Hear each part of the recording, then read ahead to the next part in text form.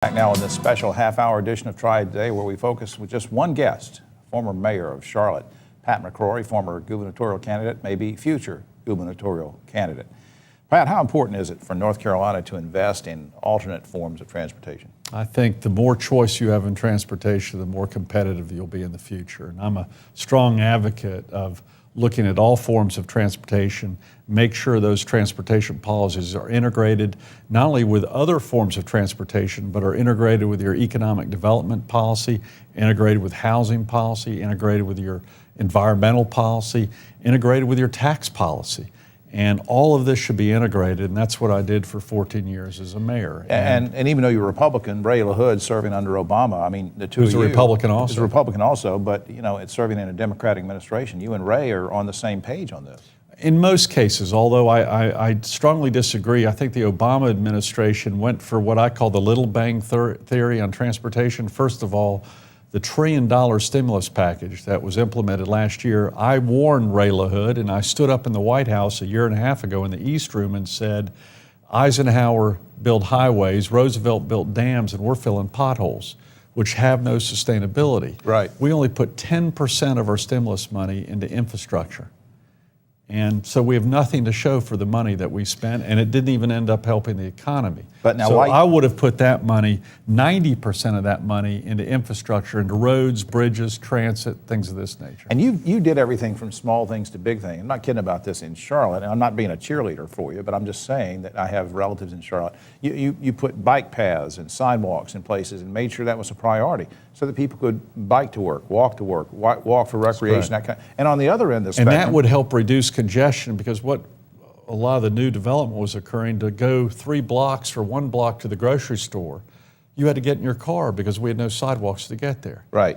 And if I could stop an interchange with traffic lights from being built due to local traffic being able to get there in other ways, we save tax dollars, we save congestion. It's the small things that make a difference. Let's talk about a big thing. Let's go to technology on the other end of the spectrum from sidewalks, and that's light rail. How's that doing in Charlotte? The light rail line's going extremely well, and in fact, we're at 2020 projections already. But I only agree with light rail where it will work, and I make sure if the numbers show it'll work there, I think it's worth the investment. Now, I vetoed a streetcar line in the city of Charlotte that the current mayor is still building, and I strongly disagree with it because the numbers don't justify a streetcar. And this is where I probably disagree with LaHood. Instead of putting the money on what I call New Start projects that will really have an impact, they did like 30 streetcar projects across the nation, which I think will have very little impact. Well, but from a political standpoint, you can get them up and running quicker.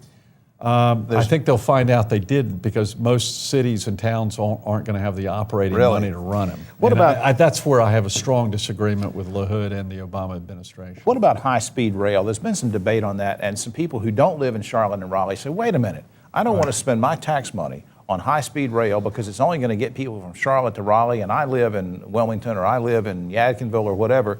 Is that a legitimate concern? No, because we could say that about every road being built in North Carolina. Why build a better road between Winston-Salem and Boone, for example? Why do that? Not everyone uses it. Well, it's all got to be interconnected into a plan. And our roads should not be based upon politics. It should be based upon need and volume and demand and safety. And right now, the current road formula in North Carolina still does not do that, and that's something I would look to change. You're going to be speaking at a big transportation summit. Yeah. In fact, you do a lot of these. You go around talking about transportation. Throughout the nation, I've really enjoyed the last 2 years. I've been at Tampa and Fort Worth and Nashville. Right. And you don't really talk politics, you're talking transportation initiatives. And so let me just ask you, we have a few seconds left on this segment about PART. Running these buses regionally in this many counties, and how is that tied to economic development? How important is PART? Well, you have to get workers to and from work at all shifts. And one thing we realized, I use transportation as an economic development sales tool, especially to manufacturers that were interested in coming to the region that I was mayor over. And transportation is a major part of economic development. Well, but you have to do it, put the bus lines in based upon where the experts say they'll work, not based upon where the politicians think it'll work best politically. You don't like politicians, do you? I don't like politicians setting direct operating policy. I like us setting policy and then letting the experts tell us where it will best work and get the best return of the money for the taxpayers. Well, there you heard it, folks. A politician who doesn't like politicians.